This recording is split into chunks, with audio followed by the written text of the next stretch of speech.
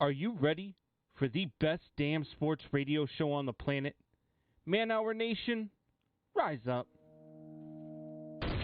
I would like to personally welcome you to Man Hour After Dark. Say that then. While I bring you the host, Mike, Buck, and Cone. You know who's coming to the sports talk than what you about to hear right here. I second that. Go. You know that it's us when we talking about sports. Giving you facts on the field to the court. Tune in, we need the support. 1 hour too short, still listen some more. On all your stations, not dropping no music. Starts like Adidas, but Nike just do it. Down 4 in the fourth, we go for the win. Michael 2 seconds, we taking it in. Buck, Mike, and Cone. You know what's going on. Man, now we're after dark. No LA, we the big spark. No fourth and inches, won't cut short. Got the best talking, it's all sports. Buzzing more than buzzer beaters. We coming live all through your speakers. Go. And what is up, everybody? This is Michael Buckheist with the Man Hour. Head over to manhourradio.com. Become a member today. As little as $3 a month, you get access to all the blogs, all the after-hours footage, behind-the-scenes footage, and, of course, you get some merchandise as well. But if you are new here, consider subscribing to our YouTube channel, youtube.com/manhour. Go ahead and hit that subscribe button. And if you guys would be most kind today, share this live feed right here at youtube.com/manhour, or if you're on Facebook, facebook.com/manhour as well. Share this with 2 friends. That is all we're asking. Share this with 2 friends, and also hit that like button. And this is a live interactive show as well, so if you are in the comments, let us know. Say what's up. Tell us where you are from as well. That would be highly, highly appreciated. But before I welcome the man, the myth, the legend himself on the show, we have some sad breaking news to report here, guys. First thing on the Man Hour. Obviously, opening day has happened, but minor league baseball season is still yet to start. It starts here in a couple weeks. But down in Chattanooga, Tennessee, their mascot, Mr. Louie, has been stolen. The Chattanooga Lockouts, Louie the mascot, has been stolen. There is a $100 reward if you would, if you know his whereabouts. The Chattanooga Lookouts is, looking for their mascot. So, if you guys could help Chattanooga, Tennessee out and that minor league baseball team. So the Lookouts had their mascot stolen by a lookout. So now we need to be on the lookout for the lookout. Yeah, who has the lookout? Yeah, so the Lookouts have their lookout Louie stolen by the Lookouts. I honestly had something clever worked up in my head, but Combs. That was a little bit confusing, kind of like that Cody Bellinger home run today. Did you see that? I did not, but we are in that chat group, and I was like, first of all, what exactly happened? So I actually have it pulled up here, getting ready to look at it. But go ahead and tell the people what exactly happened. So Cody Bellinger hits a ball to deep left field. The outfielder leaps at the wall. It hits his glove. It's actually in his glove. He catches it, but the wall forces it out. So Justin Turner, who's rounding second, sees that he catches the ball, but doesn't realize the ball comes loose, so starts sprinting back towards first. Well, in the process, he passes Cody Bellinger. Well, for those of you that don't know, if you pass a runner as the one who hit the ball, if you pass the runner who is in front of you, you are out. So his home run became an RBI single, because at that point, Cody Bellinger is called out, but Justin Turner gets a score because the ball was a home run. So it becomes an RBI single. So if Cody Bellinger loses the home run race by 1 home run or finishes tied, right? Flashback to April 1st. If I'm him, I'm telling Justin Turner he owes me something. Yeah, you owe me something. So I remember, I believe it was Barry Bonds. He hit this rocket of a shot. The ball looked like it was long gone. Like he's kind of trotting to first base, and the ball hits the top of the wall and then bounces right back in. So basically, Barry Bonds hit like a 425-foot single. So that's exactly what Turner just did. Like he hit a 430-foot single. Congratulations, man. Yeah, absolutely. and you know what else is great about today in baseball is that right now I am up 61-26 on you in fantasy baseball already. Yeah. I'm already kicking your behind in fantasy baseball. We're only 4 games in. On the bright side, though, my Royals are currently winning and your Cubs are losing. So, therefore, we're in first place and you are in last place. So, if you want to live in your fantasy world, you certainly can. But welcome to the real world, man. Yeah, it was a tough day for the Cubs, man. It was cold out here. The pitchers could not get a feel for the ball. There was a lot of walks. I believe the first 8 pitchers that the Cubs used today all issued at least 1 walk, which is just a recipe for disaster because they were still in it. I mean, it was the Pittsburgh Pirates, so the Pittsburgh Pirates couldn't do anything with all the base runners. Yeah, 5-3, and their offense looks like it picked up where it left off, and that is non-existent.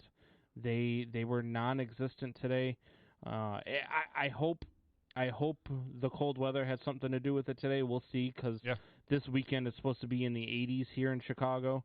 So no excuses on Saturday and Sunday. Jake Arrieta pitching in his return on Saturday. Yeah. So we'll see what happens. You got to get these wins against Pittsburgh before Milwaukee comes into town because you don't want to be going up against a 3-0 Milwaukee team if you're an 0-3 Chicago Cubs team. So yeah, I mean Torrey Anderson's Brewers are in first place because they did have a walk-off single to for their first win. That was a good game. Oh yeah, I saw the highlights. It was a very, very good game.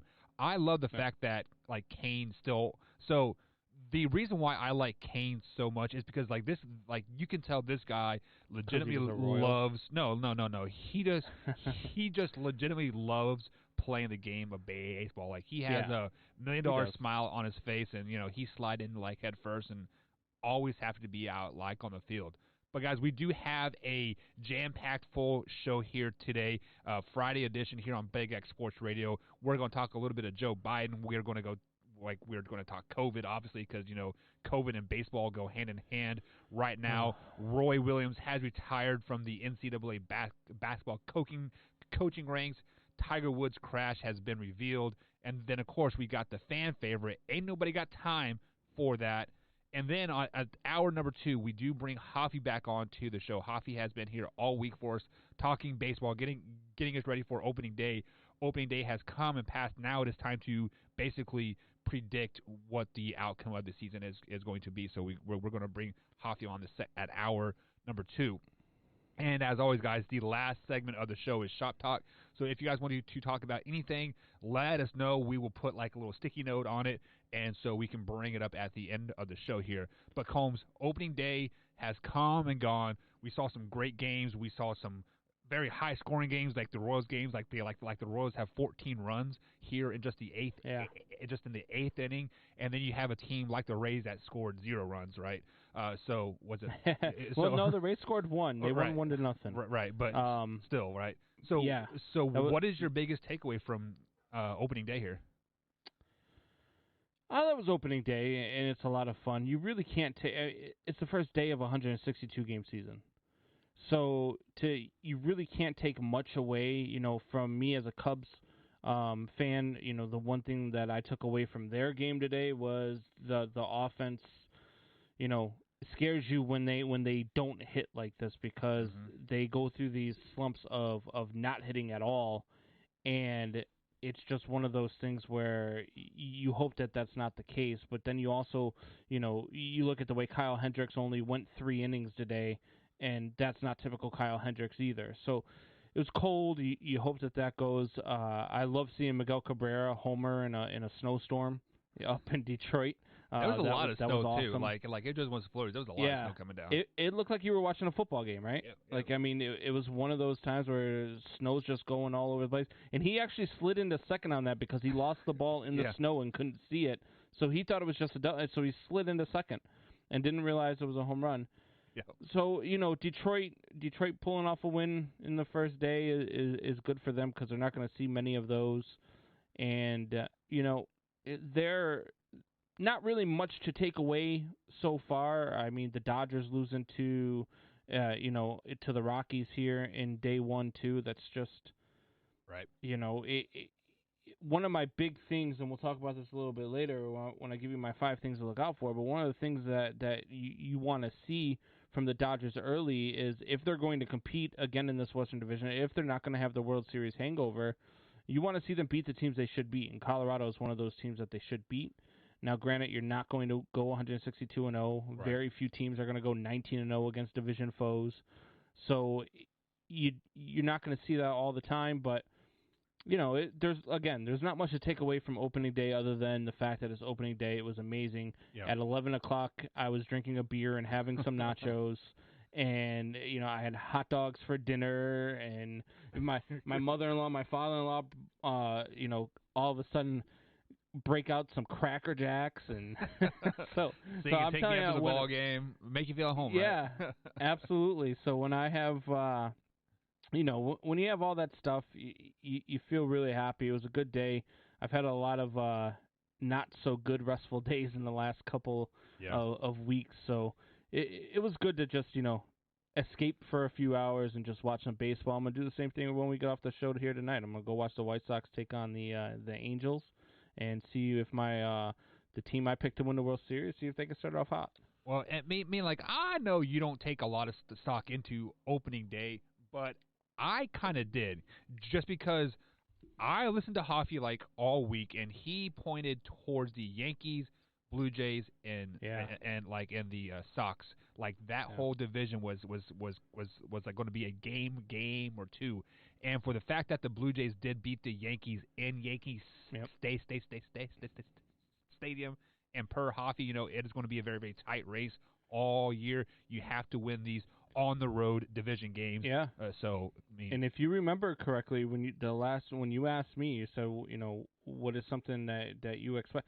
I said, look out for the Jays to come out hot in this series and try to make a statement against the Yankees, and that's exactly what they did today. They jumped out on them. They got a lead on them. Gary Sanchez hit that home run, put the Yankees up 2-1, and Teoscar Hernandez hit a mammoth shot that tied it at 2.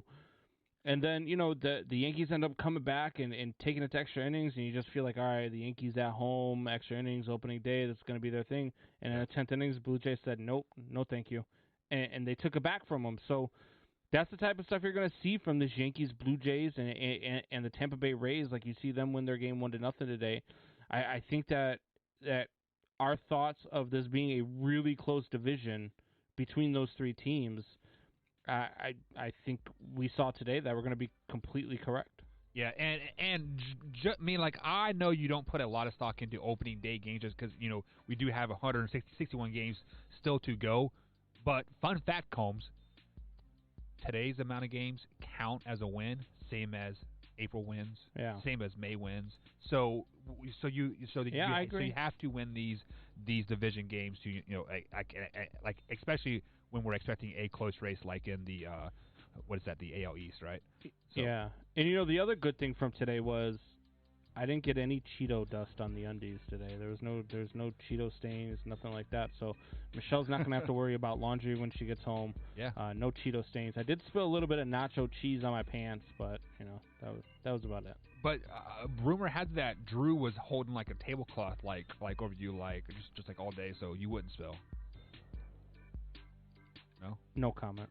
All right, guys. We are going to take our first break here on the Man Hour. On the other side of the break, we are going to get into our sports headlines. We're talking a little bit of Joe Biden, Texas Rangers, of course, Roy Williams, and then, of course, Tiger Woods, all coming up here on the Man Hour. But if you guys are going to miss any part of the show whatsoever, you can head over to manhourradio.com. Check out the podcast. Simply click the play button, and bada bing, bada boom, it plays a whole episode for you. You can also download on iTunes, Spotify, and iHeartRadio as well.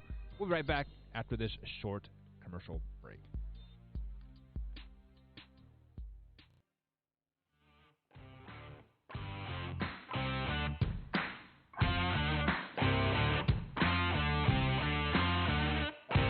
And welcome back to the Man Hour, guys. Michael Buckeyes along with Brandon Combs tonight. If you're watching us on YouTube.com, go ahead right now, hit that like button for us and hit that share button as well. Share this with 2 friends tonight. Let's get the viewership up and going tonight, guys. We are doing a share campaign. We are trying to basically break the algorithms tonight. So, what's going on over there in the chat line, Combs? Tori Anderson says, Luis Castillo coming through huge for my team today with a whopping negative 21 points. How do you get negative 21 points? For the Reds. That's the starting picture for the Reds. He got shellacked by the Cardinals today. He got his butt whooped, and I don't know what the line said, but negative 21 points. That's huge. That is tough. Like, I ain't gonna lie, like, that is tough. I mean, so, like, I am learning fantasy baseball, like, on the fly, and basically, I don't know what I'm doing whatsoever. So I'm just basically putting in the highest, like the highest projected points guys, like each day, and kind of hoping for the best. But I mean, and it's hard too because every fantasy league is different. Right. So you get the fantasy leagues where there are no negative points, so you don't lose any points for anything, and that's a little bit easier. But when you're losing points for stuff, man. Yeah, that's tough. And then fun fact though, Wyatt is our commissioner for this for our basically like the host Man Hour Fantasy Baseball League, just for us to like dabble our toes in it.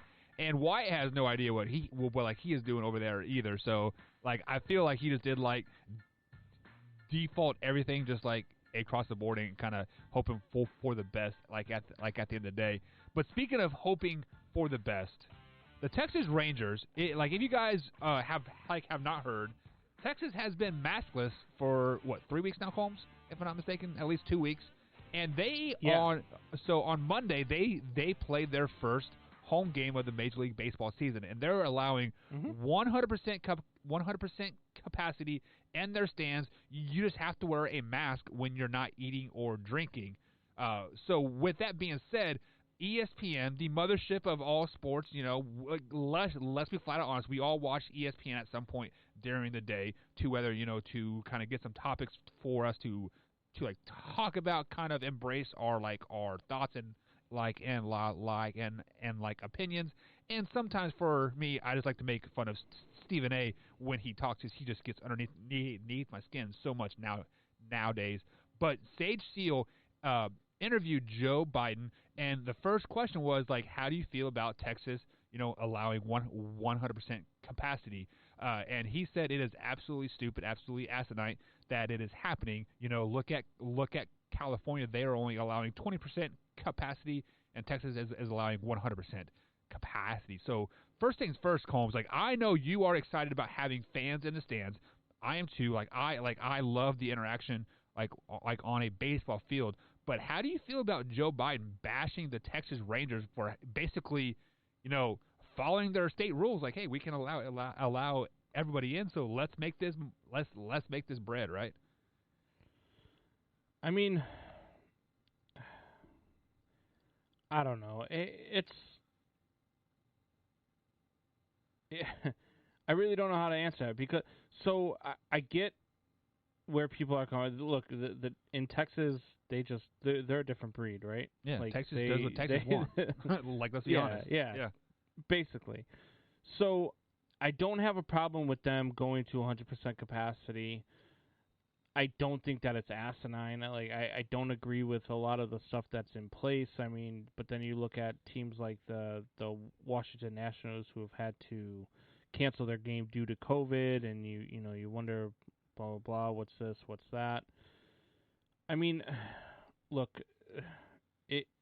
you get into a point where it's just the whole thing, it's political. I'm not a political person. I don't have a PhD, so I'm not a doctor.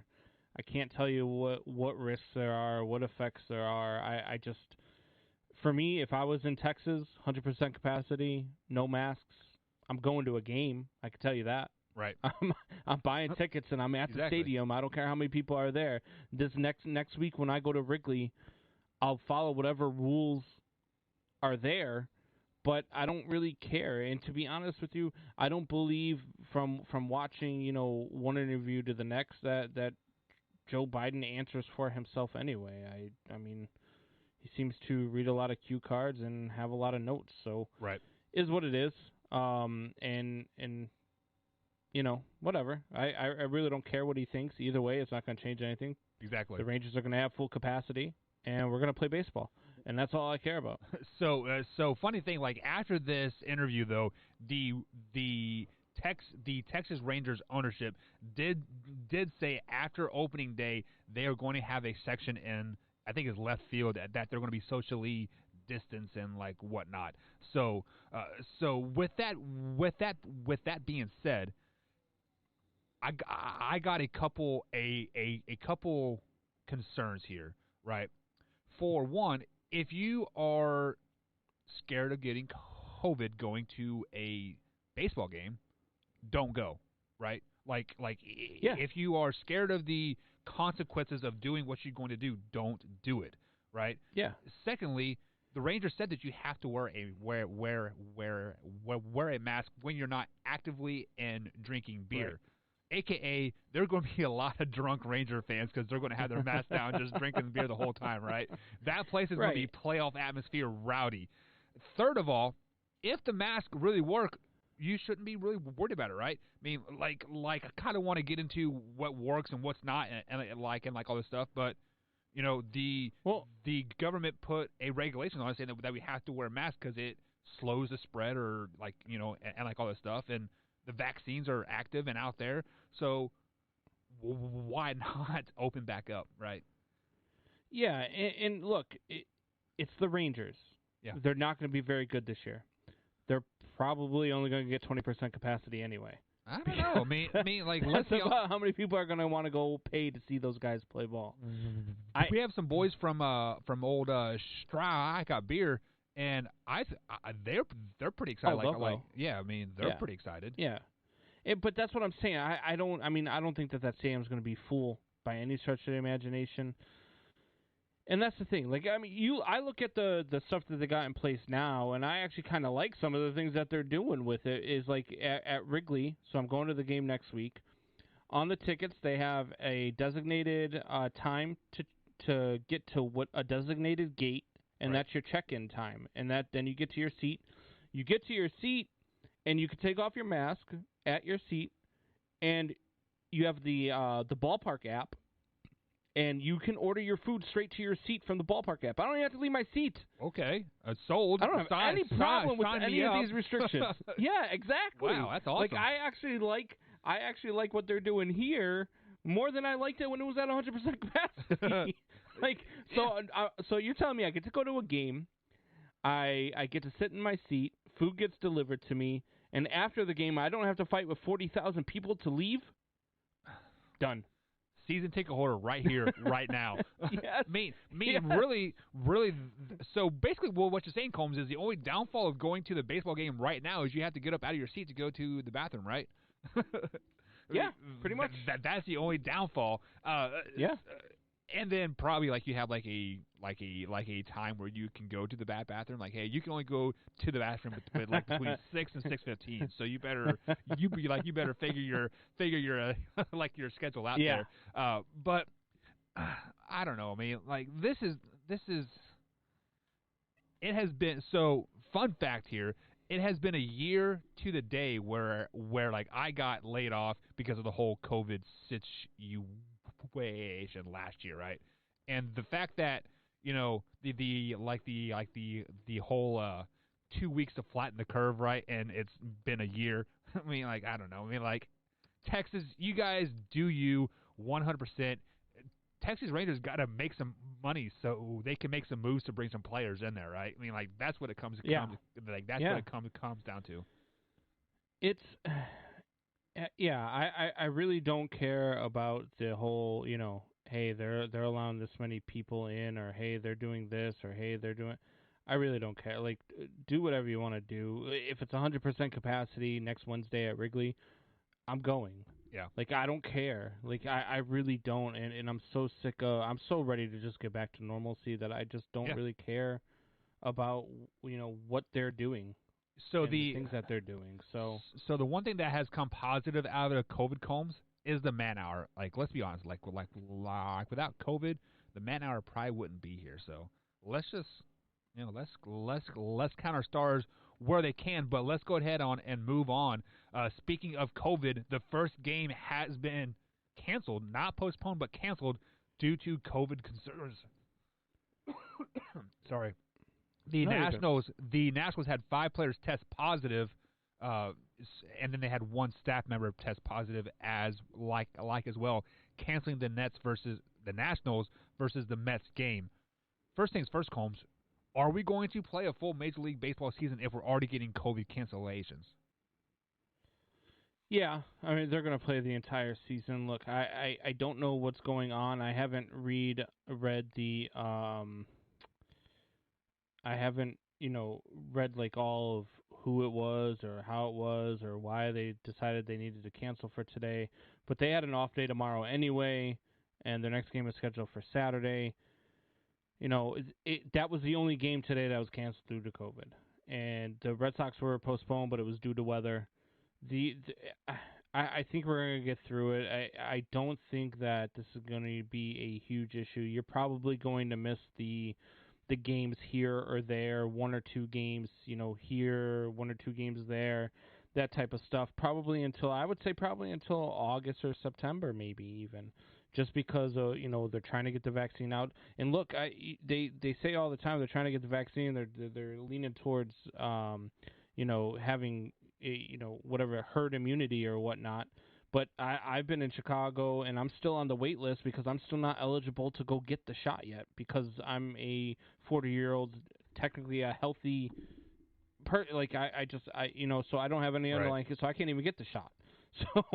So until we can all, go out, get the shot, do the things that they need to do, and get that, I don't think that we're going to, get there. But once we get there, then we won't have to get it. But we're going to see the entire season is going to be played. We're going to have playoffs. We're going to have a World Series. Right. We had it last year, right? And yeah, so we're going to get there, and it's going to be exciting. It's going to be fun, and it's going to be baseball. And I don't really care how we have it. We're just going to have it. That's right. all. So a couple questions come to mind when I first read this story or heard about it. Right. Is we had we had Zen on last night. Ohio State left tackle. He has been promoted to left tackle, third string. Congratulations as a true freshman too, like him. But he had COVID just 2 weeks ago, and he was quarantined for 10 days. Now, 5 national players have tested positive, and then 1 staff member. So technically, in theory, they are supposed to be quarantined for 10 days, right? So why are they not canceling the next 10 games? Why are they just canceling the first game? That doesn't make sense to me, right? I mean, you can't play opening day because 5 players test positive, but you're playing tomorrow when those 5 same players should be quarantined still, right? I don't understand it. And again, I don't let them all play. I really don't care. Right. If they have symptoms and if they're sick and if they can't, then sure, have them stay home. But for those the rest of I just don't care. Yeah. I really don't. I mean, and that's look. People are you can at me if you want to. Hit me up on Twitter @manhour_Combs. Hit me up if you want to. DM me if you want to. I'll make you look a little silly after you do. But I just don't care. Let's just play ball, and whatever happens, and if you have to cancel a game, sure. Rain cancels a game all the time. So it is what it is. We'll figure it out, and we'll double headers later on in the season. We don't have a short period of time to figure this all out. Right. We've got the full 9-month season. Let's go figure it out. Yeah. So speaking of figuring things out, Really Timothy 6 months, but still. Timothy Leonard already comes out in the chat here, says yes, we are playing a full season. The commissioner has already stated how doubleheader games will be completed. So I mean, he's the worst commissioner in all of sports, but I will give him this. Is he? He's atrocious. He's atrocious. Adam Silver's pretty bad. Come on, man. But this guy, I'll give him the credit where credit's due. I didn't think we were going to get as far as we did with last season. Yeah, especially after the first outbreak with the Marlins, right? Yeah, and the Cardinals too. Yeah. And so I didn't think that we were going to get through a season. I thought that he was going to handle it poorly and cancel the season just because I feel like this guy hates baseball. But he did not cancel it. We got further, and they saw what it hurt in their pockets. And they're not going to let that happen again. Yeah, they're not going to let it happen again. It's just plain and simple. So before we get into some college basketball talk here, Drew comes out and says over here in the chat line, youtube.com/manhour, says real fans won't care if their team sucks or not. It's about getting out and seeing a game.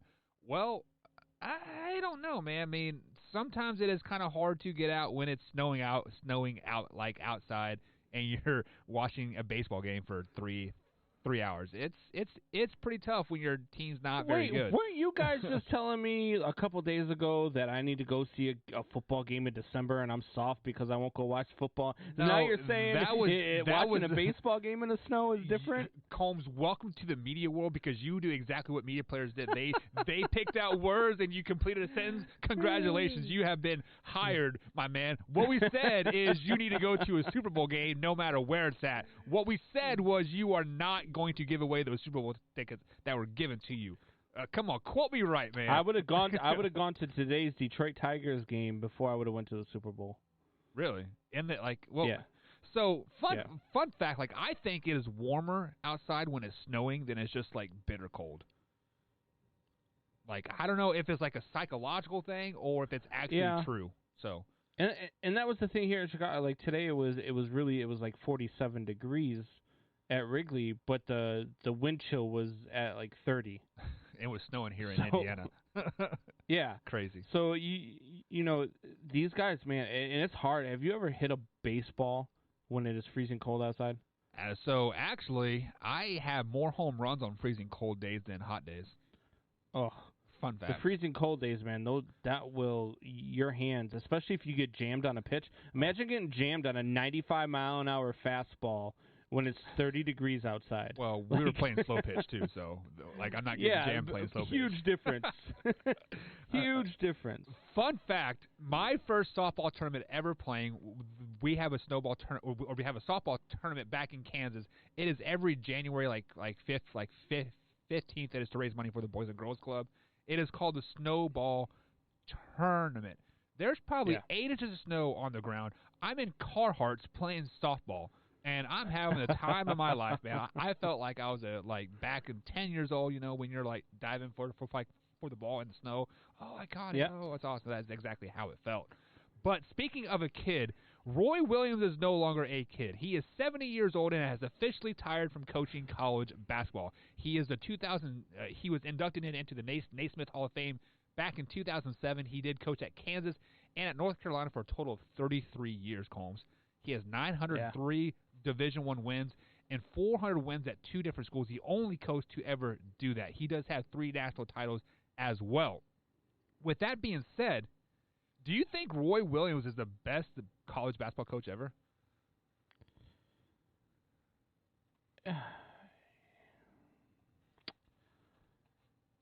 I would have to say probably. I mean, it's hard to go against.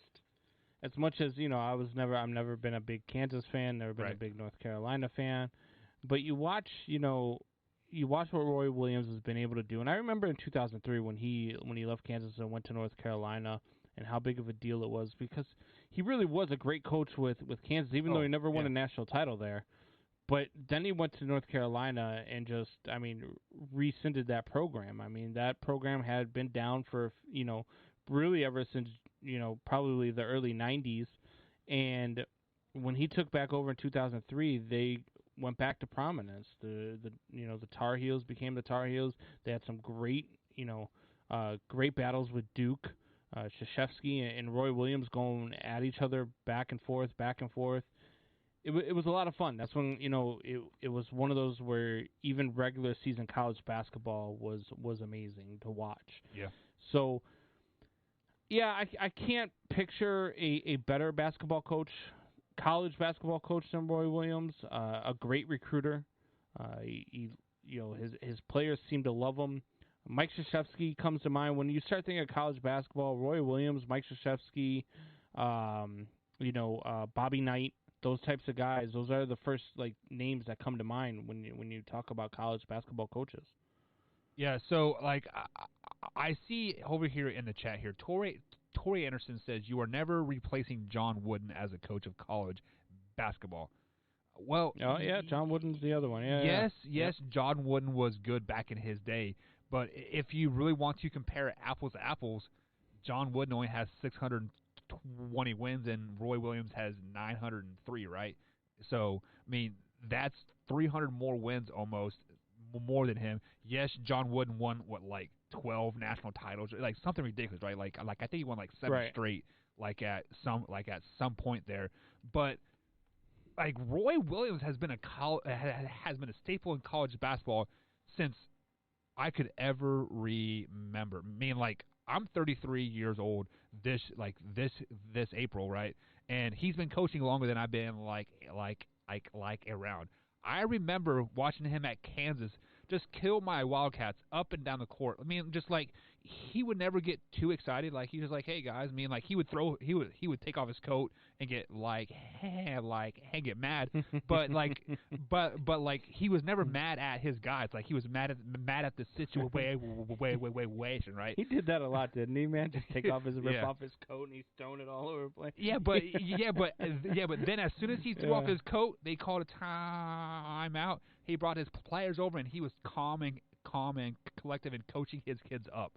So I mean, Roy Williams could have went to any college basketball program and probably made it into a dominant powerhouse. So let's just be flat out honest. He could have went to East Tennessee State, which we're bringing up here in a couple in a few minutes here, and he probably could have done well. I mean, just would he be stepping down too? So. Rumor has it, this is coming straight from Tory Anderson. I don't know anybody else that is saying this. I haven't read anything else, but rumor has it that Roy Williams was forced out of North Carolina. He didn't get a chance to retire on his own terms. So Tory, if I know you were in the chat there, so let us know what the backstory is on that, and then we can talk more about that on the Shop Talk. But wait, you're saying Roy Williams didn't retire on his own? Yeah, he was forced out per Tory Anderson. So, okay. I mean, when you're North Carolina and you're not, and you can't even make it out of the first round of the tournament. I could imagine. Yeah. I could imagine maybe they're forcing him out at 70. Maybe it's 18 years has been long enough. True. But you never know. But he has retired from the college basketball either way. He will not be coaching next year at North Carolina. With that being said, somebody that will never probably be playing golf again is Tiger Woods. It's been about a month, Combs, that he suffered that horrendous car wreck, broke his legs. I think about 2 legs and an arm, and it was a horrendous crash. Well, the detectives have pulled the black box out of his car, and they said they know what caused the crash now, but they are not going to reveal it, citing privacy concerns. With Tiger Woods being such a high-profile athlete, are you okay with them kind of just sweeping this under the rug, saying we don't want you to know what really happened? I don't care. Yeah, it's fine. I don't have a problem. We don't need to know what caused the car crash. We don't need to know what did it. But why?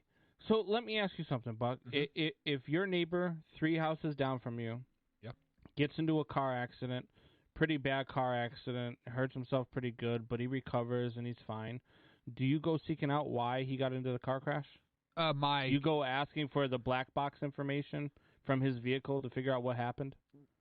First things first is my neighbor's not a high profile athlete that dominates sports headlines. But why does the high profile athlete have to have his privacy invaded more than Joe 3 houses down the street? Do you want to know why? Yeah. Just because every week, if you look at NFL, they put out an injury report every week. Oh, this guy has a nagging shoulder injury. This guy has a nagging ankle injury, right?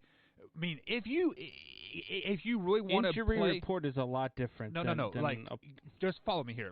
If you really want to follow the letter of the law type of that thing, that is a HIPAA violation. Every time a doctor releases something about a patient, that is a HIPAA violation. Why do they do that? Because these are high profile athletes that get paid a lot of money, and then we bet a lot of money on these athletes. So with that being said, it would not surprise me one bit if there was Vegas odds somewhere down the line saying like a over under that Tiger Woods was drunk, Tiger Woods was on drugs. Like I mean, there's bets for everything. I don't know.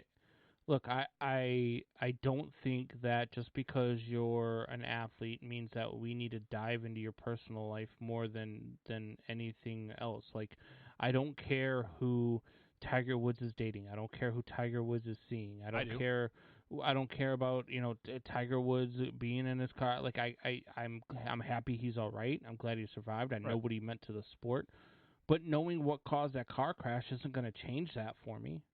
That's not going to make me look at him any differently. Let's say they're not releasing this because he was drunk. Okay? Say it was a DUI. Does that change how you feel about Tiger Woods? It changes the way I view Tiger Woods in the public life. Yes, just because why? Because with everything that he's been through in his private life, with all the stuff that he went through already in his private life, the drug addiction, the divorce, the cheating on his wife, the DUI is going to change that for you? The DUI is going to change your perspective on him. Yes, because a driving drunk or driving under the influence has affected my personal life in a very personal aspect of that. And then let's say he was drunk. And, my kids want to become a professional golfer, and, he wants to look up to Tiger Woods. I'm like, sorry, man, But he's looking up to Tiger Woods as the golfer, not Tiger Woods as the man. The person he's looking up to as a man in his life is his father. He's not looking up. So when I looked up to athletes growing up, I looked up to their play on the field because back then we didn't have the in-depth coverage of their private life outside. So I looked up to them as the player. I didn't care less what they did as a person. My morals and my everything else came from my parents. So it's going to be the same thing with your son because I've seen you as a father. I've seen you in the background. I've seen the way that you interact with him. You do a great job as a father. So he's going to look up to you as a man and as a human being. But if you're telling me that you don't want him to look up as Tiger Woods as a golfer, then Buck, I question you because Tiger Woods as a golfer is the greatest of all time. Well, if you want to go that route of things, let's look at, let's say Chad Wheeler, offensive lineman for the Seattle Seahawks that strangled his girlfriend almost to death. Let's say your son says, I want to be an offensive tackle, and I want to look up to Chad. How are you going to feel about that? So you're telling me that if I tell my son, no, instead of looking up again to Chad because he was a career backup, and not only that, but he was a piece of shit as a person, you're telling me that it's the same thing as Tiger Woods? I mean, let's say how about Ray Lewis? Let's say, yeah, I would say look up at Ray Lewis on the football field. Absolutely, I'd be absolutely positively fine with that. Even though you dog him about the dead body. I would be okay if my son was a tight end. I would be okay if my son was a tight end and said, I want to look up to Aaron Hernandez.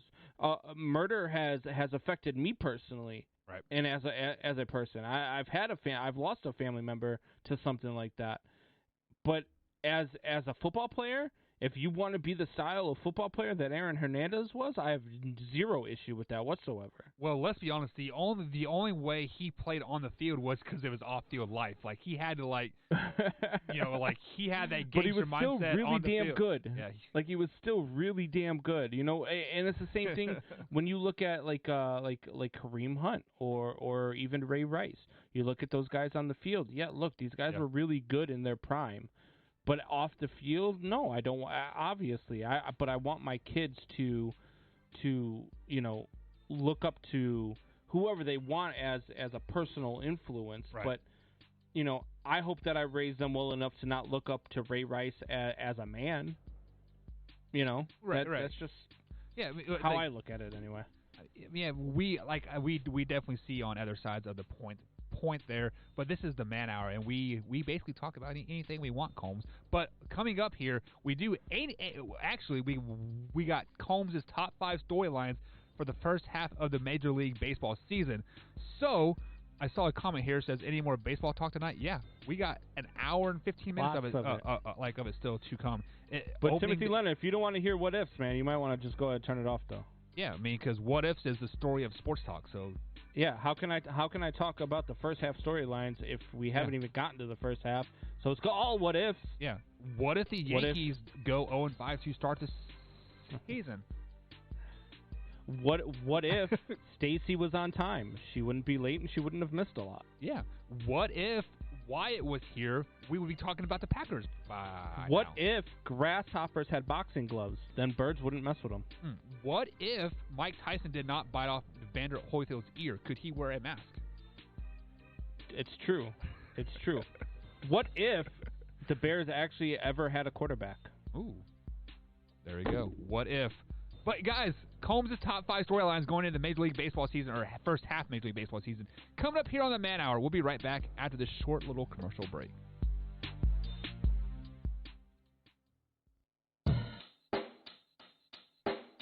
Check the mic and make sure it sound right, boys. And welcome back to the Man Hour, guys. Michael Buckeyes along with Brandon Combs tonight here on the Man Hour. Head over to manhourradio.com. Check out the blog section. Check out the merchandise section as well. But most importantly right now, guys, if you're watching us on youtube.com/Man Hour, hit that like button and show us with just 2 friends tonight. That would be highly appreciated. 2 friends, and then that 2 friends shows it with that 2 friends. It is called what we call here in the biz a snowball effect, Combs. So you know all about snowball effects because you are a Chicago fan. Once you lose 1 game, then you lose 2. Then the next thing you know, you're 0-4. And then by the bing, by the boom, you have Torrey. I hope you stub your big toe. Yeah, me too. Because I don't know. Who do I want more to lose? Do I want Torrey Anderson's Brewers to lose more, or your Cubs to lose more? I think Torrey would cry a lot more. So, is there anybody rooting for a Cardinals to win the division more than you right now? For me? Yeah. Because then me and Tori are both crying if that happens. No, I got to have one of my boys win, and since you've been my boy longer, I'm like I can passively root for the Cubs. Right? I like it. I like it. So obviously, Combs, opening day has wrapped up. We are on to day 2 here in Major League Baseball. Here, the Royals did beat the Rangers there, 14-10. It was definitely a football score there. So Chiefs beat the Texans 14-10 going into week 2. No, but let's talk baseball. I mean, baseball season is like upon us. You missed just like the last day, right? And we really haven't had time to really talk about your storylines here. So what are your top 5 storylines focused on the first half of the Major League Baseball season? All right, so I'm going to go from 5 to 1 here. At number 5, I have how does Tony La Russa mesh with the Chicago White Sox? That was a hire that I scratched my head on as soon as it happened. I don't understand the hiring of Tony La Russa for this young team. You've got a very young, flamboyant team in the Chicago White Sox who are very talented and very good. But you've also got Tony La Russa, who is an old-school manager. You've got Tony La Russa, who is, notorious for being a what you want to call a hard ass. Yeah. So, he is not the type of manager that I saw. That music got really loud in my ears all of a sudden. My bad. No, you're good. But no, La Russa is, he's the one to look out for. I think this is a big storyline to take a look to see how the White Sox play under Tony La Russa in the first half. If it's not a problem, and if they're playing good baseball, I know it's going to be a little bit different with the loss of Eloy Jimenez. That's a huge loss for the Chicago White Sox. But this is a storyline to watch for the first half, because if they have a really bad first half, I don't know what they're going to do, because Tony La Russa, he can lose the room really quick if they're not performing well. Yeah, and that is the main reason why Hoffy did not have them winning the division, was because that hire of Tony La Russa, if I'm not mistaken. I mean, he definitely hammered that point on when we had him on earlier in the week, was that hire. So what is your headline number 4 to look at for the first half of the Major League Baseball season? Los Angeles Angels of Anaheim is their pitching. How is their pitching holding up? Can they keep Shohei Ohtani healthy? That's a big if. Yeah, absolutely. Right, Tim? And so it's just keep an eye on that pitching staff, see how that pitching staff is holding up, because the offense, I think, will be just fine. It's going to depend on their pitching as to whether or not they can help them through any lulls that they do have in the offense. So that's my storyline number 4. So let me ask you this question. Do the Angels have to have a above 500 first half of the season to have any opportunity to compete in the second half of this season? Yeah. I don't know. For me, it just depends on how the rest of the division plays. Look, the A's are that team, and I talk about it all the time. They always sneak up and win 90 games on you. The Houston Astros, I don't believe that they are a very scary team. The Texas Rangers are going to be a really bad team. They lost to the Royals today. So it's really about what the Angels pitching can do, and if they do struggle somewhat down the stretch, this is a division you could still possibly have a chance in. It is going to be, I believe, it's going to be a 2-team race between the Angels and the A's.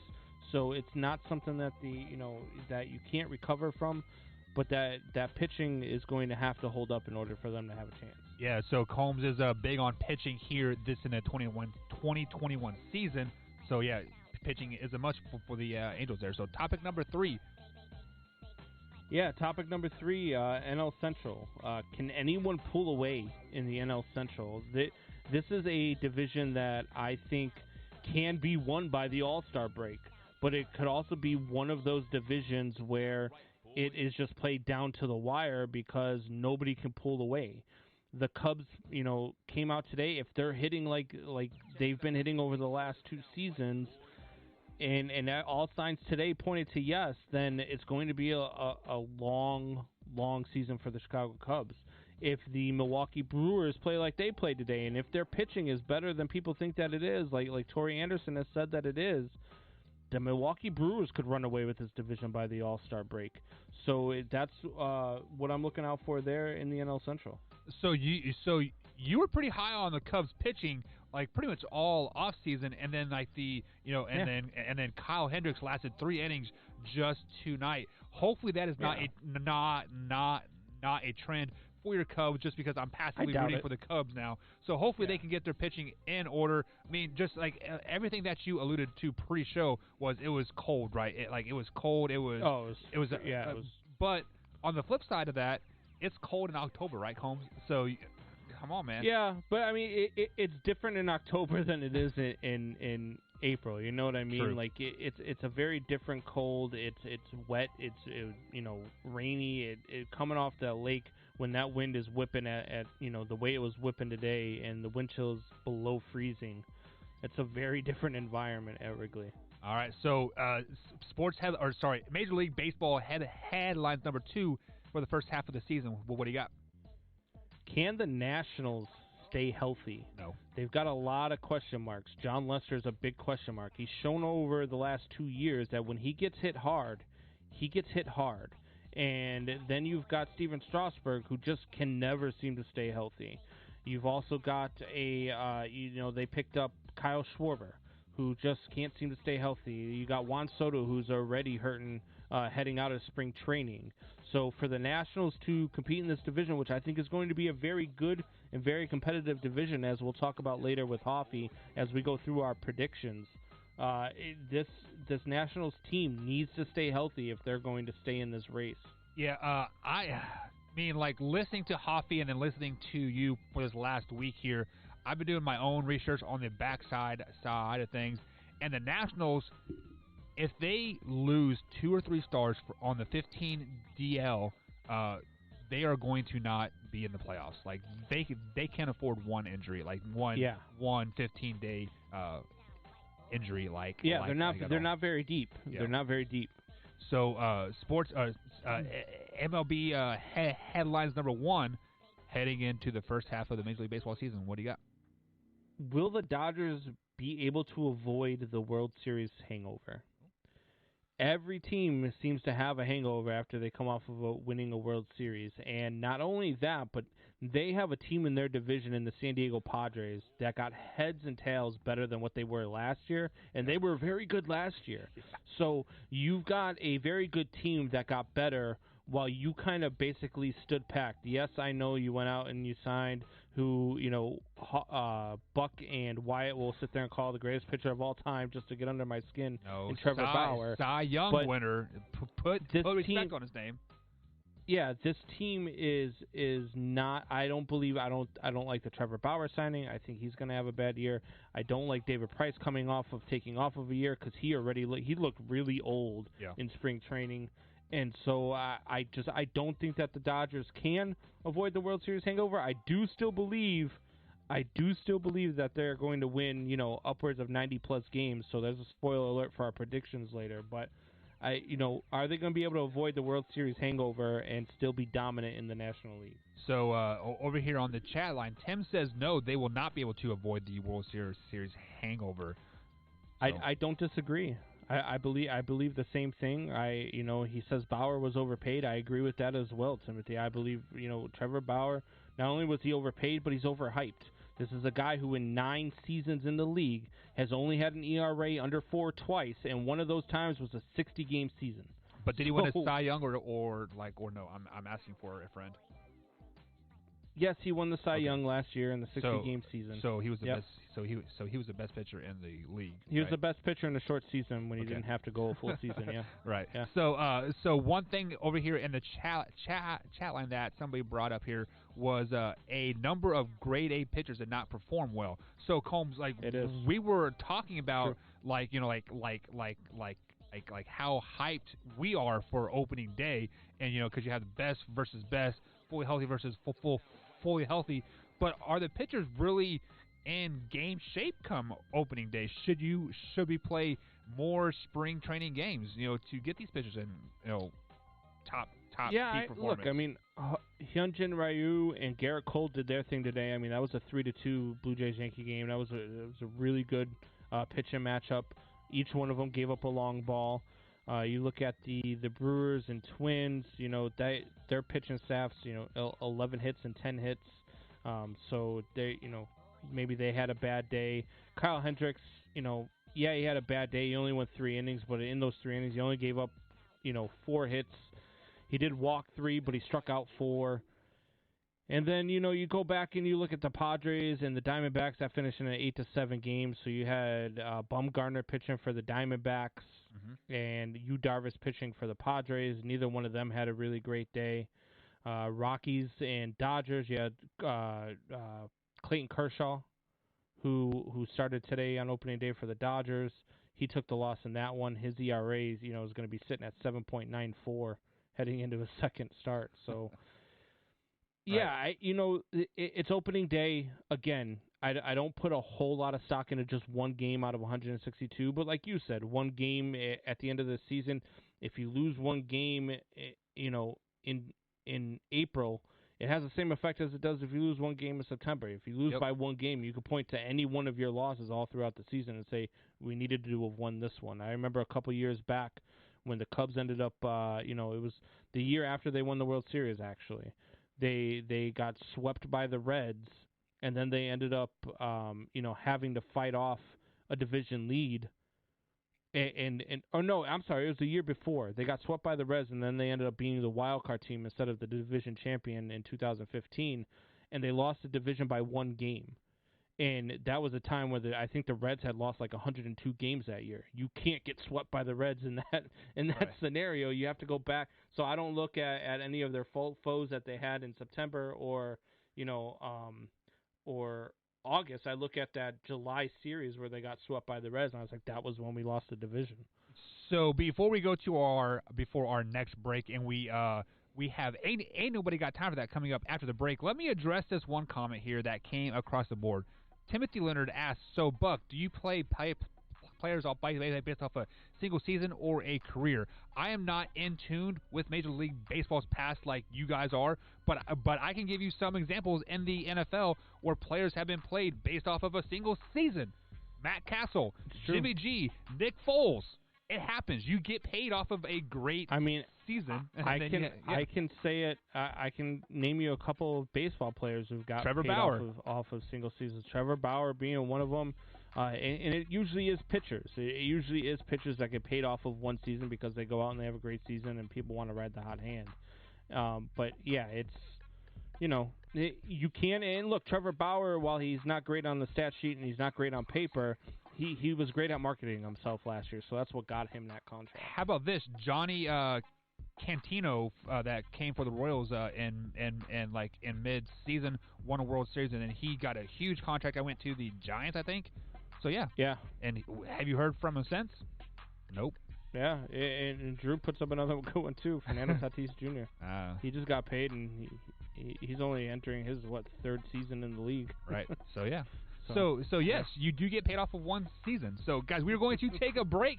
On the other side of the break, we got the fan favorite. Ain't nobody got time for that. Combs will be leading the reins on that. So guys, sit back and relax. After this break, we'll be right back. Ain't nobody got time for that. Ain't nobody got time. Ain't nobody got time. Ain't nobody got time for that. Ain't nobody got time for that.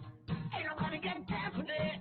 Ain't nobody got time. Ain't nobody got time. Ain't nobody got time for that. Ain't nobody got time for that. Ain't nobody got time for that. Ain't nobody got time. Ain't nobody got time. Ain't nobody got time for that. All you, Combsy. All right, so we are back with Ain't Nobody Got Time for That. I was just sitting here actually wondering how you got Hoffy to dance for that video. Like, I don't understand how you got him to Shots do fired that. off the bat. He's not even on the show yet. Love it. But at any rate, it's time for everybody's new favorite segment, which is Ain't Nobody Got Time for That. And the first one we got here, Buck, is Eastern Tennessee State players think that their coach was forced to resign because of their silent protests and kneeling before the anthem. Right. Or during the anthem, I should say. Yes. So Jason Shea, he is the head coach over there for East Tennessee State. They're actually the Buccaneers, which is kind of funny. But I digress on that. So he was an assistant coach for the basketball team for many, many years until the head coach left just a couple years ago, and he took the reins over the head coach. He got a five-year deal, and he had 2 or 3 years left on his contract. However, he did go 13-12 this season, so let's not make that a minute point. But on the flip side of the coin, let's say this is any type of truth to this whatsoever. Combs, what is on the NCAA basketball court in Lucas Oil Stadium right now? It is all about unity. It is all about pride. It is all about everybody coming together, right? So if this is true that he was forced out because he allowed his players to protest and to do their thing, first things first, a shame on the university for not allowing their athletes to be on this platform and stand up for what they believe in, and then they were basically following suit what the NBA was believing like as well. So I strongly disagree. That could be a underlying reason why he was pushed out, but a 13-12 record over the last 2 seasons, that's not very good. Let's just be honest about that. Yeah, this is one of those subjects where I just kind of shake my head sometimes because, look, it's their right to protest.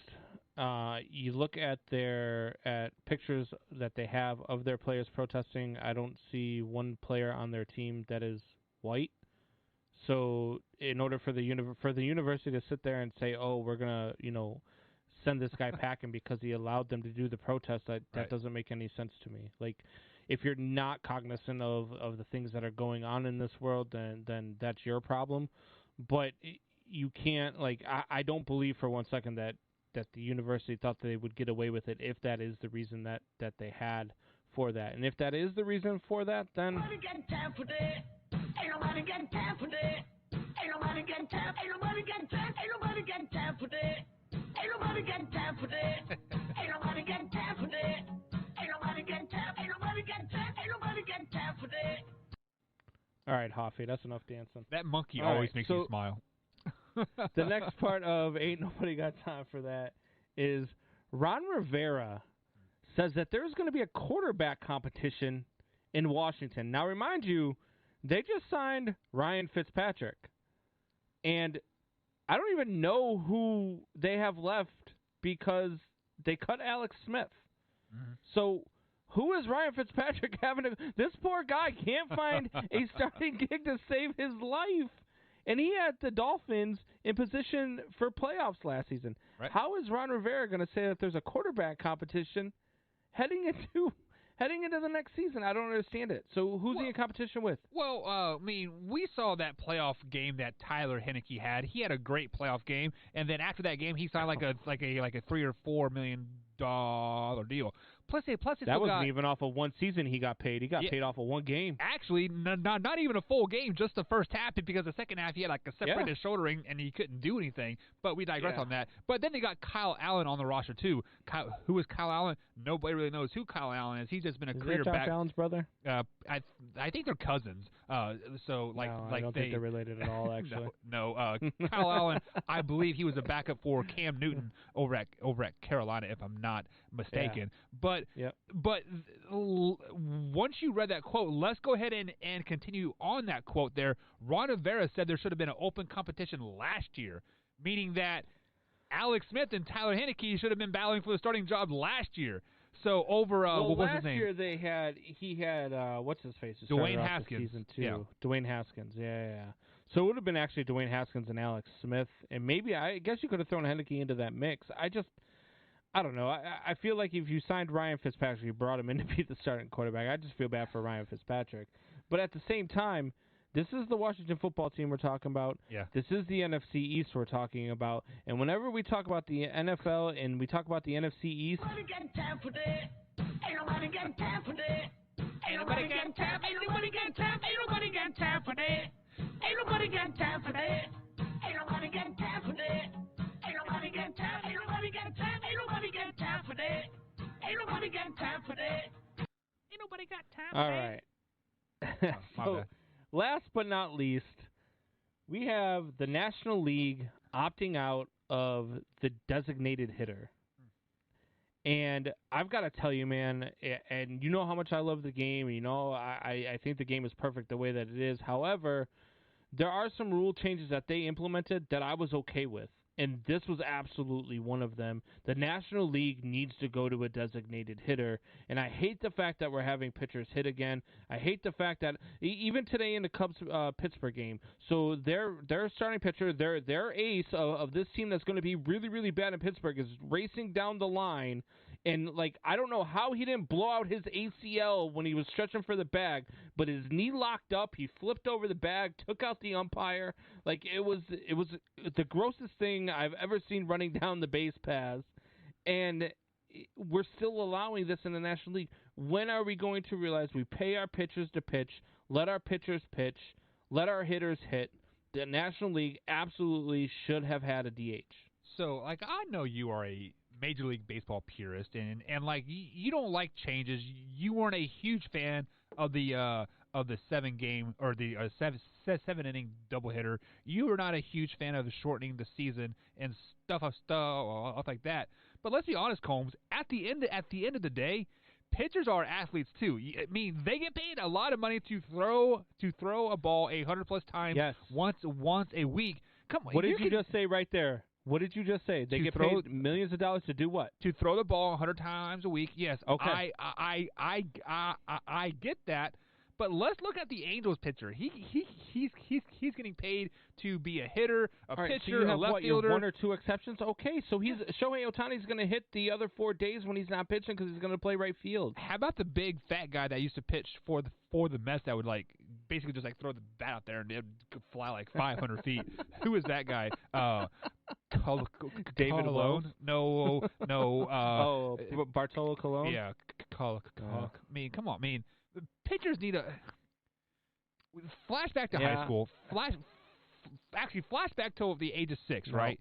The best player on the team played shortstop, pitcher, and was the best hitter. Then this is not Little League. This is Major League Baseball. Look at high school. This is the National League, and the pitchers do not need to hit. Ain't nobody got time for that. Ain't nobody got time for that. Ain't nobody got time. Ain't nobody got time. Ain't nobody got time for that. Ain't Ain't nobody got time for that. Ain't nobody got time for that.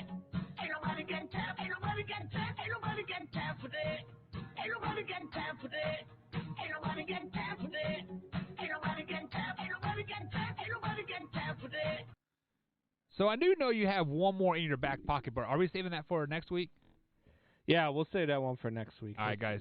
Let's get to our baseball stuff with Hoffy. All right, guys. We are going to take a quick little break. On the other side of the break, we're going to welcome the Mystic Hoffy back onto the show as we break down the divisions. We give our win totals for they give their win totals because they don't want me on there because they know I will be right. But I digress on that. We'll be right back, guys, with more Major League Baseball talk. Happy postseason opening day. What's that? What is day after opening day called? Day number 2? Oh, happy day number 2. We'll be right back.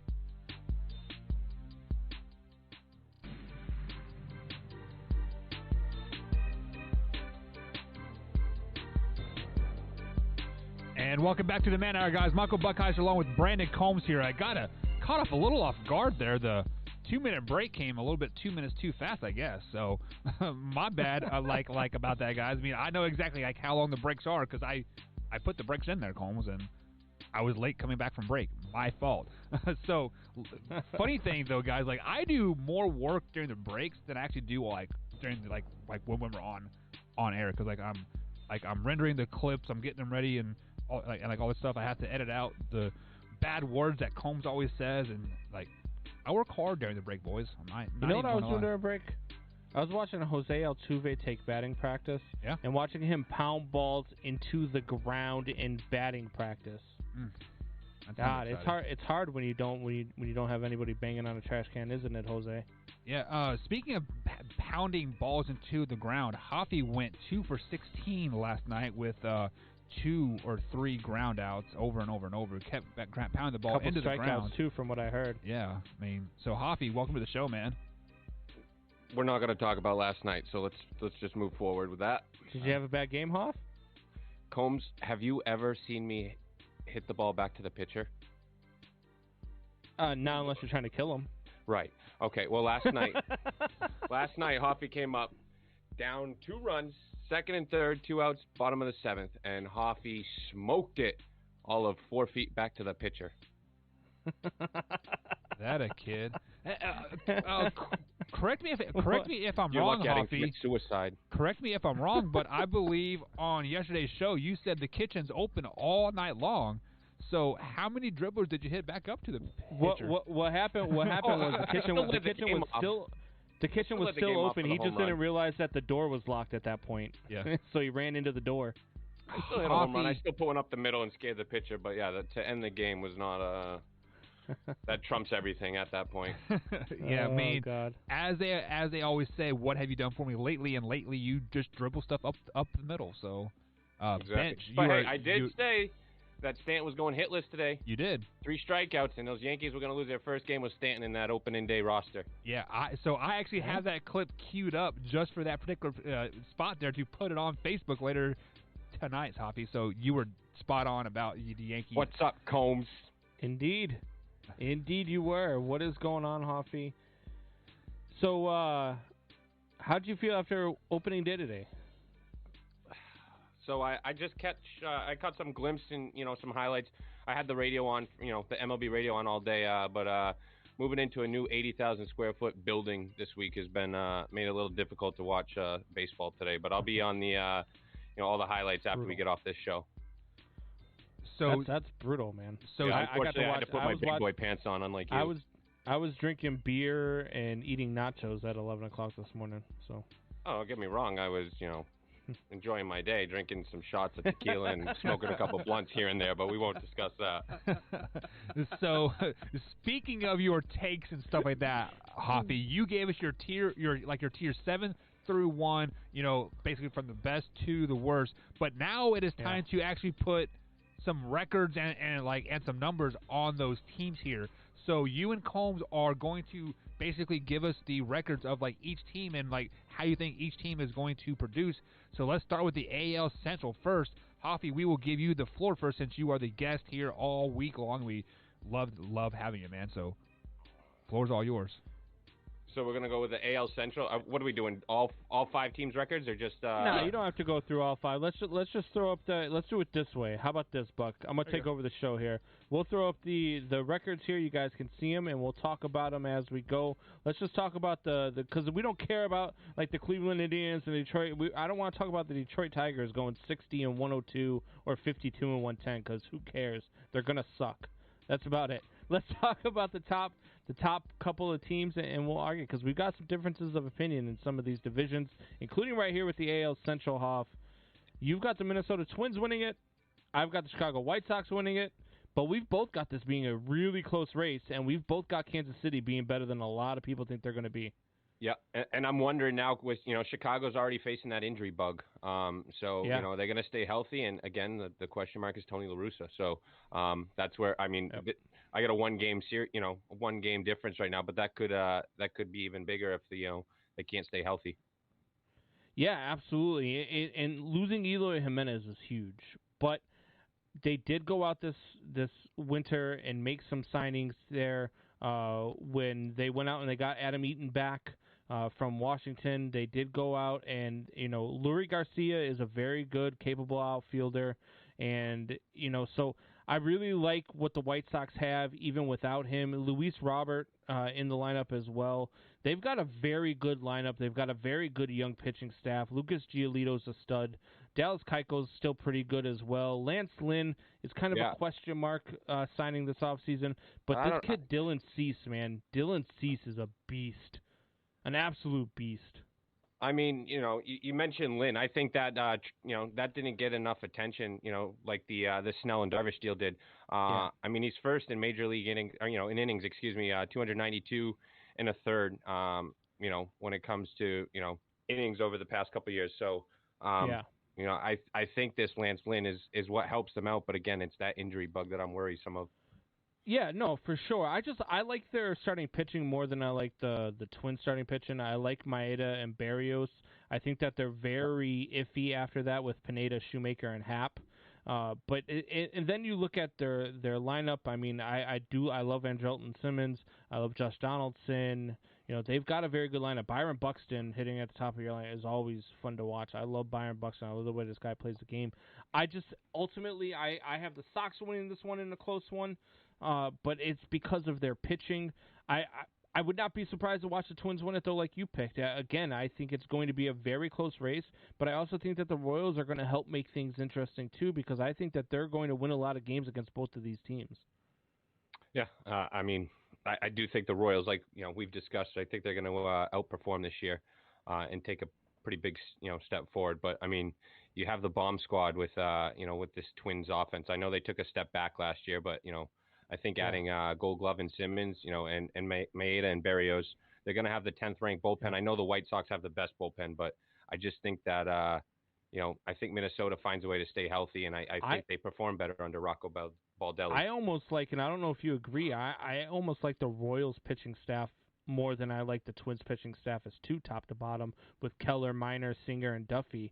I really like those guys in the rotation. I think Salvador Perez is probably the most underrated and underappreciated catcher in all of baseball. They picked up Carlos Santana. Again, they have Ryan McBroom, who I know a lot of. I've watched him ever since he was in college at West Virginia. Whit Merrifield's a beast. Hunter Dozier, Nicky Lopez, Andrew Benintendi, Michael Taylor. These guys are the real deal. Would you be surprised if I told you that the Royals could possibly sneak in and steal this division from the Twins and the White Sox?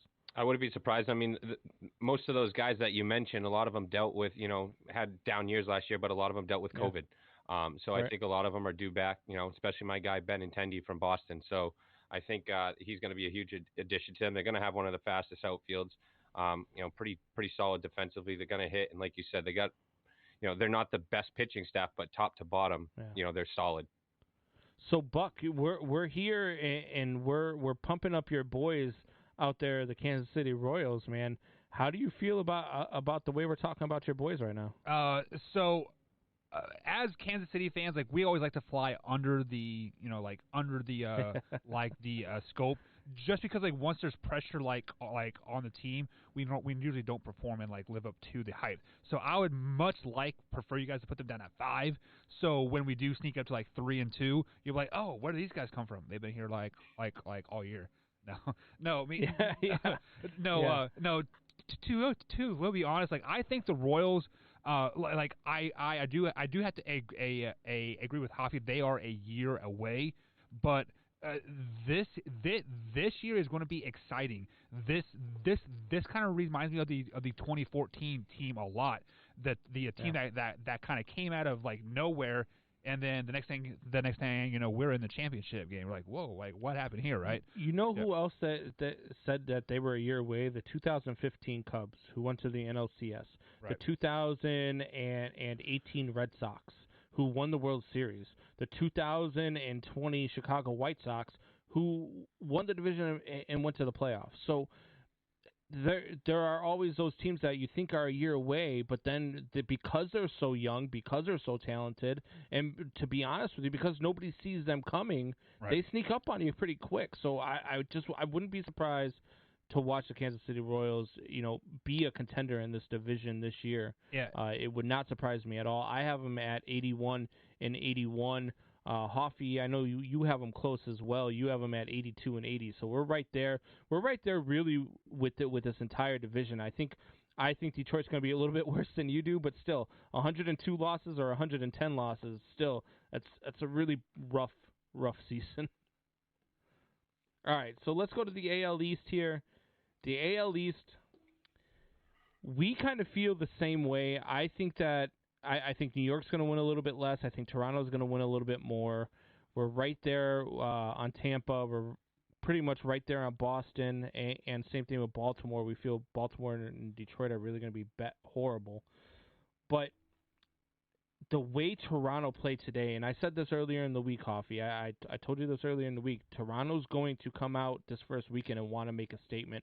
And boy, did they make one even on opening day. And I say I don't take a lot of stock into it, but when you are trying to let the big boys of the division know you're here and know you're for real, what better way than to beat their ace on their home field on opening day in extra innings after they had already come back to tie it and all the momentum should have been swung their way. Yeah, absolutely. I mean, we mentioned it yesterday when we were talking that since trading for Stanton in 2018, the Yankees have never lost on opening day. He's 6 for 11, 3 home runs, 7 RBIs, 5 runs. So yeah, to come out there and put a staple on that and get the W today, especially against Garrett Cole too, and I have him being the Cy Young of the AL. So that's a huge step. Now tomorrow, I don't know if it's tomorrow, but Game 2, Nate Pearson. That is where I want them to make the statement, and I would love to see them, just put a smacking on my hated Yankees. But it's up to the number 2 through 5 guys. Can they get it done for that Blue Jays staff? Offense, excuse me. Yeah, no, I agree. And look, this Toronto Blue Jays team, man, I love them. You go Ryu, Stripling, Matz, Tanner Roark. This team is deep, and even though they lost, Robbie Ray at the start of this season and Nate Pearson at the start of this season and all that, I really like what, and then losing Kirby Yates too, and he's probably not going to pitch this entire season. And then you come out, and then George Springer, who's your big off-season signing, he's hurt too at the beginning of the season. And then to still come out and do what you did today, that was huge for the Toronto Blue Jays. I really like them in this division. I know we both, would not be surprised to see Toronto come out and actually win this division. But what about the Tampa Bay Rays, man? The Tampa Bay Rays came out and won a 1-0 game. They showed that they are still the Tampa Bay Rays that they were last year. They're going to play tight games. They can win those tight games. They might be a team that, again, a la we were just talking about the Kansas City Royals. The Tampa Bay Rays are kind of like the Oakland A's in this division, where every year they show you that they're good, they show you they're going to be a contender, and then you doubt them the following season, and then they do it all over again. I mean, 1-0 against the 1-0 is great to talk about on only not giving up any runs, but it's the Marlins. the Red Sox are going to find a way to score 1 or 2 runs. The Blue Jays, the Yankees are definitely going to find ways to score runs. So, but a win's a win, though, right? I mean, absolutely. But they're not going to win the division winning every game 1-0. That's not happening. You don't have Glass throwing every single game for you. I think they're relying on I know they brought a lot of veteran pitchers in, but I don't think that those guys I hope I like Archer a lot. I'd like to have him see him have a good year, but I think he's just going to kind of continue on the path he's on, and that's not going to get the job done with the high 3s and 4 ERAs. Right. No, absolutely. I 100% agree. So let's go over to the AL West here. You like the Oakland A's to win the division. I like the Los Angeles Angels of Anaheim to win the division. I like them to win the division by 5. You have Oakland winning the division by 1. So I think we both are high on the Angels. Me maybe a little bit higher than you. We both have Houston. I have them at 500. You have them just above 500. I think that they might even finish just below 500. Just depending, it really depends on their health. It depends on the bounce back of Jose Altuve. We both have Seattle. I have them a little bit better than you do. You have them at 70 and 92. I have them at 76 and 86. And we both think that Texas can get close to that 100-loss mark. What about the Oakland A's tells you that they are that much better than the Anaheim Angels, that they are going to come out and just beat them in this division? Their pitching staff. I mean, you got a solid pitching staff in Puck Manaea, Frankie Montas. They're going to give them a solid rotation and a hell of a bullpen. Elvis Andrus and Mitch Moreland, I think, are going to be big for them. That's a big ballpark, and those guys are big double hitters. So I think that I think the Angels are going to be up there with runs scored. I have Trout being MVP. I wouldn't be surprised if it's Ohtani as well. Rendon, I think big things from that offense. I just behind, is Ohtani going to stay? Is he a pitcher all year? And what else are you going to get from the rest of that pitching staff? I know it's a Madden coach team, so that's where I don't be surprised if they get in the playoffs and make a run. But I just think that Moneyball wins out. Yeah, and we both know about the Angels' offense. For me, the addition of Dexter Fowler was huge for them to hit it, in that lineup, but for me, their biggest addition was Raisel Iglesias. Picking him up from the Reds back in December was a huge addition for this team. This pitching staff, I think, is much better than the A's pitching staff with Bundy, Haney, Quintana, and Canning, and even Ohtani if he can stay healthy. And then, not to mention, you've still got Alex Cobb sitting there. So they've got a really good pitching rotation, and they're deep. And then you back it up with a decent bullpen. And you're closing games out with Raisel Iglesias. I love that kid. I loved watching him in Cincinnati, even though I hated watching him pitch against the Cubs. But I really, really like the Angels and what they're doing here. That's why I have them winning this division and having them winning the division pretty handily over the I'm sorry, I put up the wrong one there. Over the Oakland A's. I have them winning this division by 5 games, so. Over here in the NL Central, you have the Chicago Cubs winning the division, as do I, sir. A lot of people were picking the Cubs to win, 80 or less games this year. Even, I believe, if you looked at what's the preseason little computers pick that they do, they had the Cubs winning only 79 games. Milwaukee at 84 and 78, you have them. I have them just under the Cubs at 87 and 75. We both have St. Louis, around 500 or just slightly above 500. Cincinnati and Pittsburgh are going to have bad years. What is it about the Cubs that we both like? What is it that puts them head and tails above Milwaukee and St. Louis? I mean, their offense. I think they can potentially be one of the best offense in the league if they all have, solid years. They're all due for bounce back years, I think. Yeah. Most of them are in contract years, so I think Javi Baez. They certainly didn't help us out with that ideology today with the 2-hit performance that they had, did they? No, but nor are you going to see Hendricks probably walk the leadoff batter ever again, or the second inning for that matter. I just think that are they in Arizona or Florida for their spring training? They're in Arizona. Yeah, and then they go and play in freezing cold weather. So I think today is just kind of a and this fluke. weekend is going to be 80 here in Chicago, so they have no excuses this weekend. They need to come out and just destroy Pittsburgh on Saturday and Sunday. Absolutely. Before Milwaukee comes to town next week.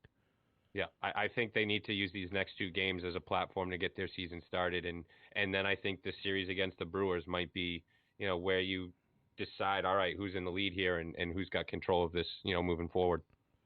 Yeah, absolutely. I do think it's a good early season matchup between the 2 teams that I think are going to battle it out for this division.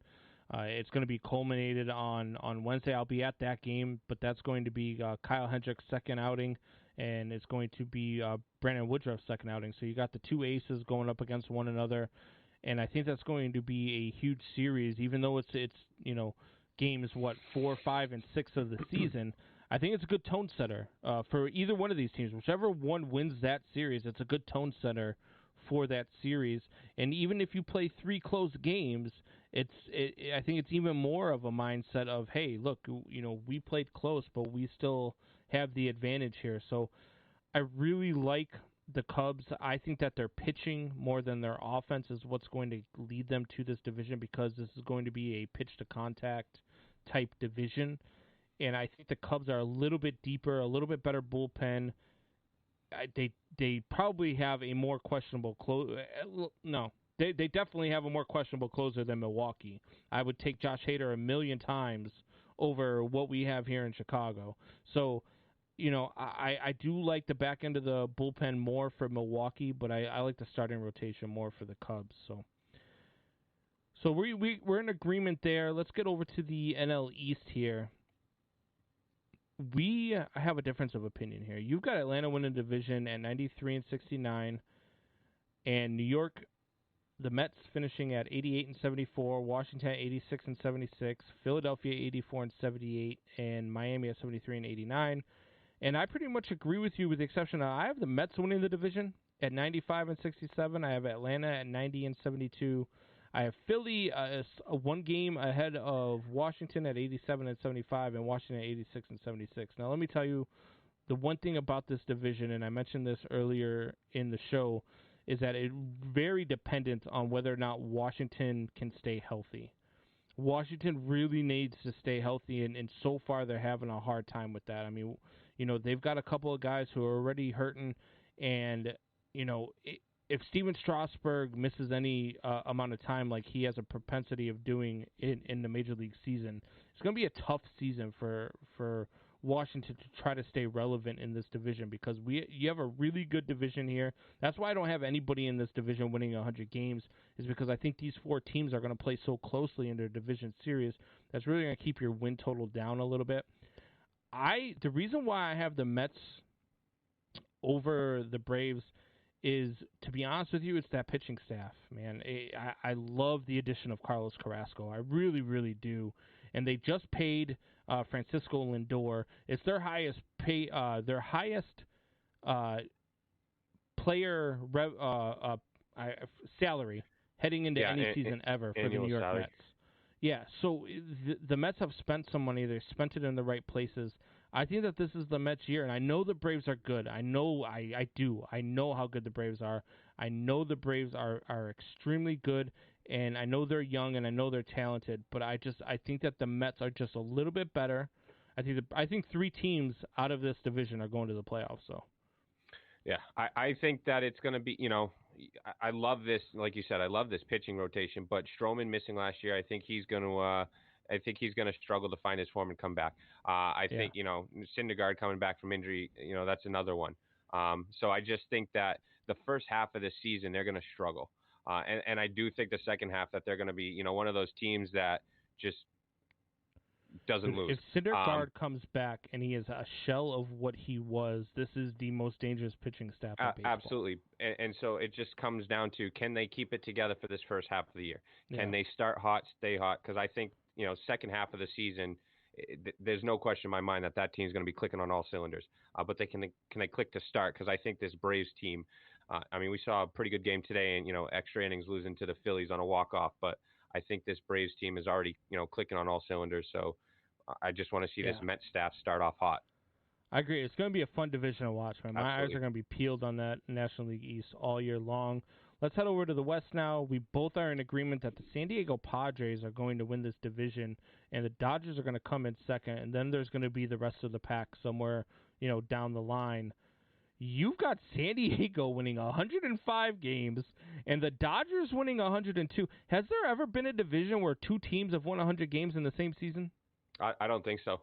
And to top it off, I have the Dodgers missing. Well, they're in the wild card game, but I don't have them making it past the wild card game.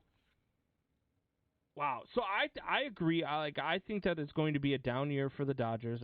The World Series hangover, we've talked about it. It's going to be hard for them to climb over. San Diego is poised and ready to come at them, and I think that they're going to do so. I think they're going to win this game, but I couldn't put either one of them over the 100-win mark because, again, I think, like we saw today from Colorado, I think Colorado is going to be scrappier than you would think, especially against division opponents. I think Arizona is a little bit better than people think, and I think they're going to be scrappier against division opponents than we're going to give them credit for. And I think San Francisco is going to be pretty good this year too. I just think that I don't think any of these teams are going to win 100 games, but I think San Diego and LA are the cream of the crop, and I think that's going to be a tight race. I got San Diego winning it by 6. You've got San Diego winning it by 3. So we'll see what happens there. I really love San Diego's pitching staff. They're deep, they're strong, their bullpen is good, and their lineup, man, their lineup is so damn good. So, what do you see from San Diego that has you with them over LA? I mean, we saw it today, Tatis. I think he only went 1 for 4, but just doing Tatis things. I mean, they had a total of 10 hits, 8 runs.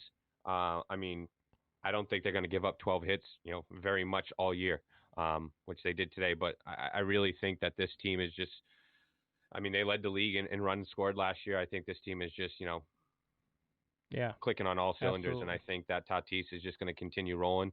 You saw Hosmer and who's his backup that they went back-to-back today. I know that's going to hurt, Buck, because I know he's a huge Hosmer fan. But I expect big things from these Padres in this offense as well as the pitching staff. They got it top to bottom. Yeah, no, I agree. So let's get over here to our postseason here.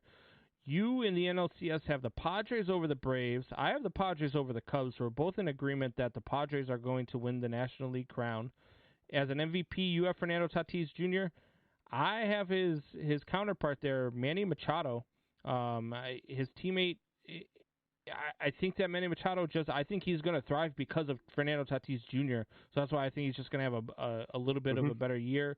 I won't be surprised to see either one of those two win the NL MVP. I agree. You have Jacob deGrom as a Cy Young. You really went out on a limb there with Jacob deGrom. I picked Kyle Hendricks. I think Kyle Hendricks is going to have a really good year for the Chicago Cubs. He's really going to lead the staff. He's never had an ERA over 3, so he's really, really good. In the ALCS, you have the Yankees over the Twins. I have the Angels over the Yankees, and I have Mike Trout. We both agree on the MVP and the Cy Young. That's scary because we did not do these picks together. So you have Mike Trout as the MVP and Garrett Cole as the Cy Young. I have the same thing. And then ultimately in the World Series, you have the Padres over the Yankees. I have the Angels over the Padres, sir. So we both got the Padres in the World Series. How is Jacob deGrom a questionable pick? I said I didn't say it was a questionable pick. I was joking around with you, and I said that you really went out on a limb. The guy who's won the Cy Young like 4 out of the last 5 years. Guy's a stud.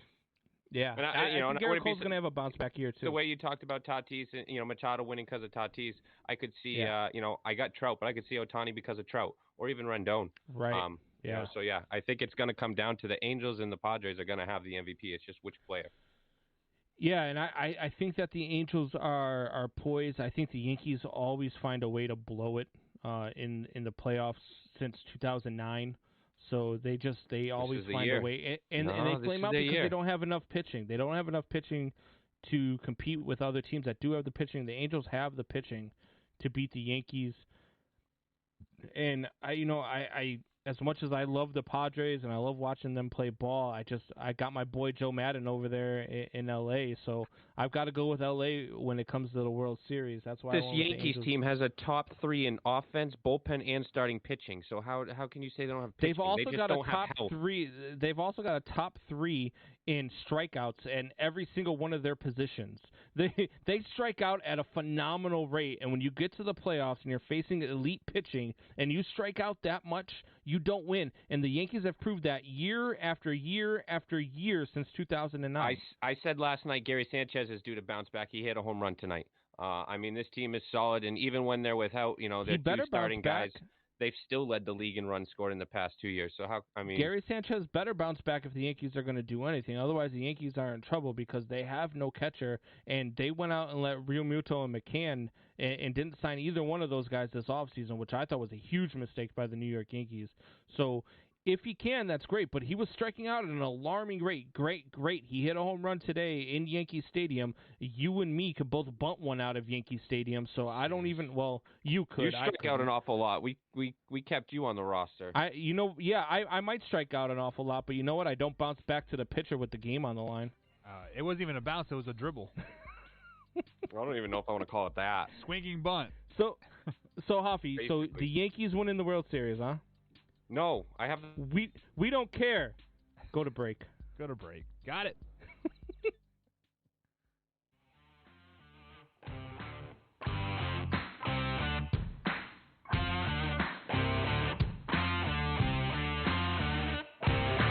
And welcome back to Men Hour, guys. Michael Buckheisel with Brandon Combs here. Hoffy gave us a great baseball week. We definitely got a lot of baseball talk in with Hoffy. Like almost 6 hours worth of baseball talk this week, Combs. So I like it. Definitely got out of the Man Hour comfort zone a little bit. So we are going to keep dabbling our feet into this baseball situation throughout the rest of the year, guys. But we ultimately go where the fans want us to go. So if you guys like to talk about one sport or the other, let us know. So just so we can, we can interact with you guys in the chat. And this is the perfect time. This is time for shop talk. So if you guys want to talk about anything in the chat whatsoever, let us know. We will discuss it. So Combs, there's one thing that I want to discuss. Over on youtube.com/manhour, I put up a poll there, and me and Stacy have been going back and forth like a tad bit on this poll. Does a straw have 1 hole, Combs, or 2 holes? It was 1 hole. Exactly. Stacy says it has 2 holes. One on the top, one on the bottom. It's got 1 hole all the way through. Yeah. And then, so I came back and tell her, well, does a donut have 2 holes? Because there's one on top and one on the bottom too, right? And she's like, no, a donut has 1 hole. I'm like, so what's the difference? I'm so confused right now. So apparently Stacy says a straw has 2 holes. So if you guys are interested in voting on that, I am posting a link right there on the old chat line there. So just go ahead and click that link, guys. She told me to shut up. and then vote. Does a straw have 1 hole or 2 holes? So let us know. I would be inclined to see what our listeners actually think of what the answer is. So I can tell you right now that 2 holes is leading the way, Combs, at 66%. Stacy says, help me out here, Combs. You and I usually agree. How about this? How about it has no holes? How about it's just manufactured and it's one flat piece that they turn into a cylinder piece? It has no holes in it. But it would still be a hole in the piece somewhere, right? No. Water Why? goes through Just the one hole flat to get piece? into your mouth. One flat piece has to be Not really. It goes through the straw. straw. Because what happens if you put another hole in your straw on the side? That would make it 3 holes, right? Per Stacy. Right, but or maybe that would make it 1 hole, and then you can't even drink out of it because there's a hole in your straw. Isn't that the worst feeling ever? Like when you get a straw, like you put it in your glass, and you're like trying to, and it's and it's cracked on the side. It's even worse when it comes from like McDonald's and you're in the drive-thru and you're on a long trip or something, and you get the broken straw on your, and you're like, oh my god, yeah. Stacy says 2 holes, end of story. So we are going to go ahead and go with 2 holes, just because we do respect our elders here on the Man Hour. And Stacy, we love you guys, like over there on the chat line. So Combs, opening day has come and gone. You were on cloud 9, like cloud 116 all day long. I could tell because your chats got longer and few, but like for I was actually on Twitter too. Like you would have known what was going on for the whole Cubs game if you would have followed me on Twitter today. Yeah, well, I do follow you on Twitter, but I had to. So at work I get really, really bad cell service, so I had to connect to the Wi-Fi. But my job is to monitor the Wi-Fi, so if people jump on it, I have to kick them off.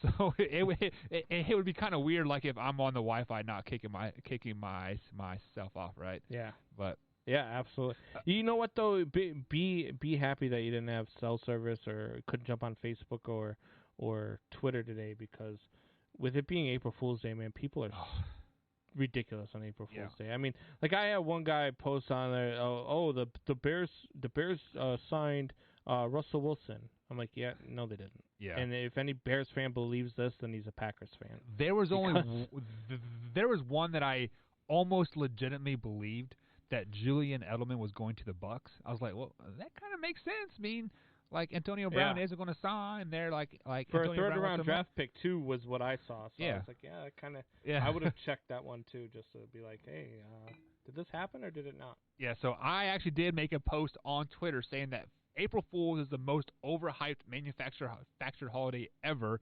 because of the social media. Like, if you're gonna pull a prank, why do you need a day to do it? Yeah. Just pull the prank. Yeah. Like that's what I do. I don't wait for April Fool's to start pulling a prank. April Fool's is the day that people expect it, right? Right, and that's the thing. Like when it's April Fool's, you expect the prank to happen. You expect for this or that. You expect to be told stuff that's not true. So I just don't understand. Like, what's the whole point of the April Fool's? So we know that Wyatt hates Valentine's Day. I am. Haha, you got muted. April Fool's. Go ahead. So joke's on you, because we are recording on the Big X here, and I record on a separate thing. So I can. It's still going. The bar's going. Right. So only people on YouTube. Yeah, but hear us. but every time you talk, you go da da da da da da. Well, that's an everyday thing here. That is nothing new. Stutter and Buck. I mean, I thought earlier today I was doing pretty good, like until now. Now I'm thinking about it. Now I'm like, man, I'm stumbling all over my words. That was in backstage on the break. You had asked Hoffy, would you rather stutter or get muted 6 times? And I said, well, you stutter and we mute you.